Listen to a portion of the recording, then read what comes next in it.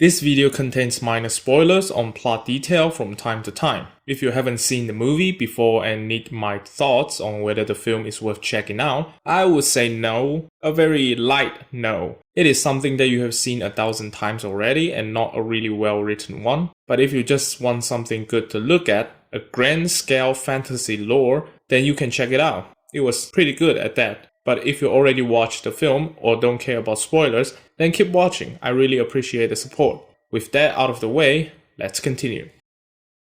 Do you love the Lord of the Rings trilogy? You also love George Lucas's childlike fantasy aura in his story with heavy influence from all kinds of mythology? Well, look no further. Willow is the story came out by George Lucas himself that is clearly inspired by the Lord of the Rings book. With Disney now owning basically everything Lucasfilm, it is only a matter of time before his 1988 cult classic gets brought up and be remade or generate a sequel.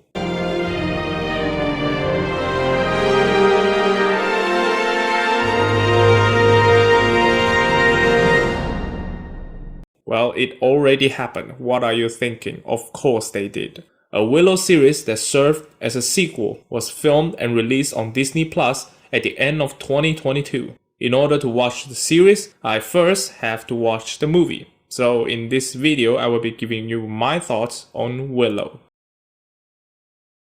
The story begins with a search party launched by an evil sorcerer queen on every newborn in the town, hoping to find the child who was foretold by the seers to be destined to bring about the downfall of the queen. Either it was fate or luck, the baby was saved and picked up by our lead, Willow of Good, in order to prevent any unnecessary harm from coming upon his people, and because of his love for the child, Willow takes on a mission to return the baby back to her kingdom. Before I start to give you my thoughts, I do need to remind you that this movie came out in 1988, so the story may seem very cliche or boring nowadays, an underdog being told constantly that he couldn't succeed in his grand endeavor to save the world. But after researching for the opinions on the movie from that time, it seems like it was already a pretty cliche movie at the time of its release. Not only the aforementioned tropes being repetitive, the movie also consists of our leads encountering the chosen one that will conquer evil, steps on a journey where he met all kinds of allies that help him get through the mission, and along the way formed a brotherhood-like friendship, falling in love and fighting a fire-breathing dragon, literally.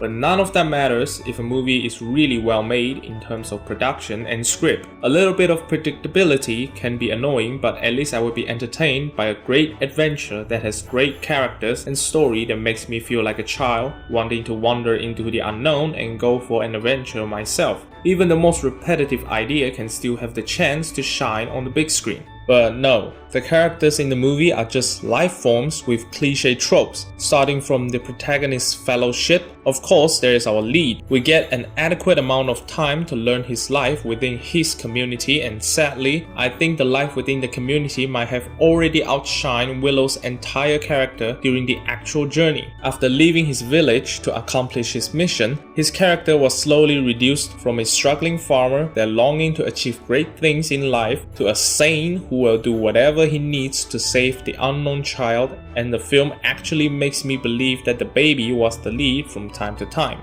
Willow's life in the village very well depicted the aspect of him getting bullied and laughed at, but the love and support from his family is what kept him going. Once the journey started, all that struggle was thrown out of the window, instead replaced by a story of him lacking faith in himself that he can be a sorcerer he dreamt of being. No wrong with that concept, but there was also no real giant obstacles for him to overcome this struggle. We saw him time to time again fail to perform the same magic, and just before the final battle, he finally succeeded in performing it just because they need another powerful sorcerer to go up against the queen for a big magic versus magic battle, which doesn't include Willow. But the good thing is, his failure during the time in the village eventually becomes what helped him defeat the queen. There was no real connection between the two tries, and no legit reason for him to successfully perform the trick during the second time, other than the movie is about to end and this can be seen as a nod to the opening, but that's all that was, nothing more. The side characters in the Fellowship, yes, I'm gonna call them Fellowship,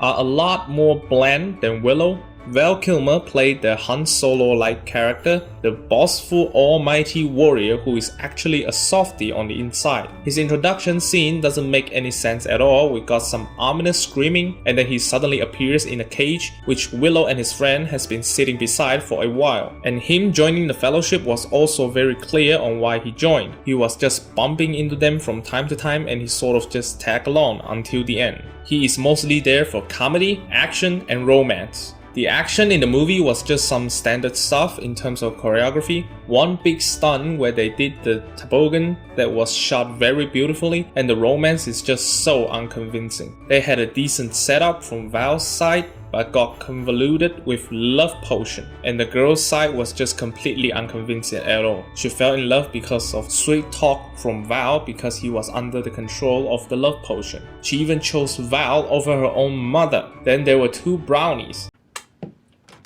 Walnuts? No!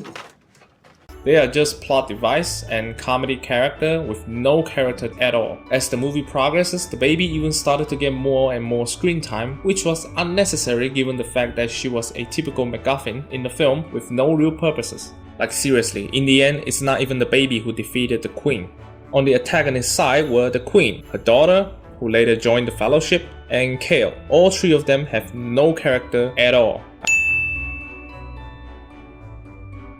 I was told by the opening text that the queen was evil, but the movie never once showed her act of evil. All she did was to order the apprehension for the chosen one and order the death of the mothers with babies. We never seen her outside the castle, we never seen her cruelty ruling the people or anything. Until the final battle, I didn't even know her power capability as she had done nothing up until that point, and the film had a pretty bad track record with consistency of sorcery. The daughter, as mentioned before, was for the unconvincing romance with Val, and Kale was just the evil looking right hand man for Val to fight with.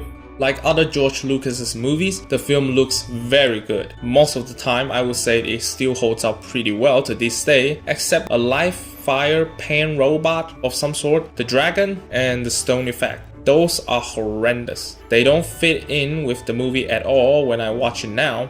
Like some other notable films done by ILM, once again George Lucas introduced a new breakthrough in special effects with the advanced photorealistic morphing used on the transformation from one animal to another. The effect looks good in the movie and holds up fairly well even to this day. The location and the scenery are beautiful, and sometimes I can't even tell if they are real or CGI. Probably mostly CGI background, but you get the idea. Now let's move on to some story elements that confuses me. The first and biggest question I have after the opening text was who foretold the Chosen One's story. Not that it is top priority, but in the end the queen was conquered not directly by the baby. It makes me wonder if all the prophecy was just some horse shit to start the plot along. Second, what's with the scream during Val's introduction? I still don't get it.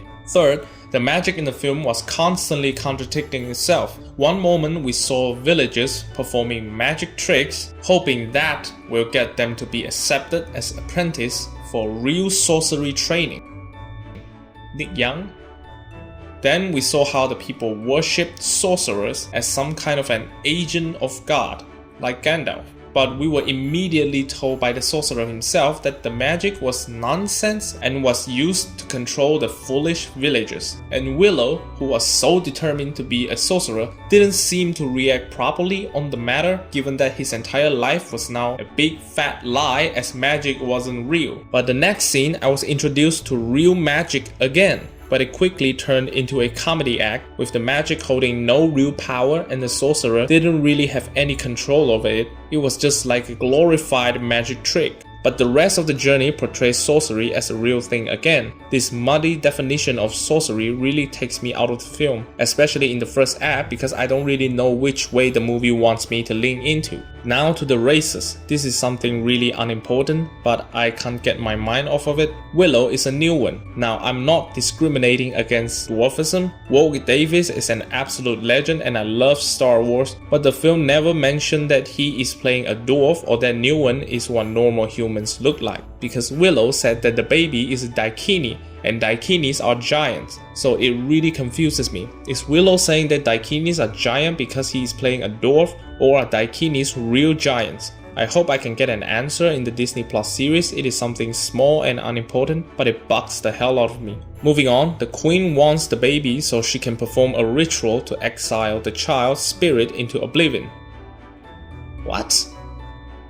Okay, let me get this straight. A baby that was chosen to have the destiny of destroying the evil figure, and the action taken was to perform a ritual on the baby that will exile her spirit after they finally identified and captured the baby? What happened to the good old-fashioned killing the baby on the spot to prevent the future that you so feared? I bet you felt so classless right now, huh, Voldemort? Huh? Killing babies? Huh? So I tried to research why the ritual is necessary, as the movie didn't explain it to me. I found that if the baby was killed instead of being exiled on a spiritual level, the destiny will just be passed on to the next chosen baby. So doesn't that mean the original baby is not the chosen one? Any baby could have been the chosen one. Doesn't that mean the super duper obvious giant tattoo that said, "Hi, I'm the chosen one," is going to disappear if the baby was killed? This all seems like an elaborate plot device so that the bad guy cannot kill the baby on the spot in order to drag out the story. I mean, if the queen is so evil, why don't she just kill all the babies? That solved the problems too. And in the end of the movie, the queen was defeated not by the baby, at least directly, which is a far stretch. The queen was defeated by Willow performing the same trick he failed to perform during the first act, only this time with the baby instead of a pig. Yes, you heard me correctly, a pig. And then the queen got destroyed by her own sorcery. So how does the baby count as the chosen one? Well, I'm sure we will get that in the sequel because it's Disney, the company who turned a single line into an anthology film. The film has the look of a fantasy film and a very good looking one. But right from the get-go, lots of shortcomings are already starting to pop out one by one, and it never stops. One stacks upon the other until the entire story becomes an incoherent mess. The characters are bland as well. Only the lead was introduced with some sort of traits, but none of them leads anywhere when the story ends, except he finally had an adventure which makes him believe in himself, I guess. Those traits become nothing more than a trope to identify the characters. The crown jewel of the film was only the special effects and the technological advancement, with some small amount of effects not holding very well to this day. So, if you really are a die-hard fantasy movie fan that absolutely needs to check out every fantasy film, then prepare yourself for a slightly rough ride. If you don't care about fantasy that much, this movie will not entertain you in the slightest. In fact, it challenged my stupid little mind to a point where I almost started to do claymation videos.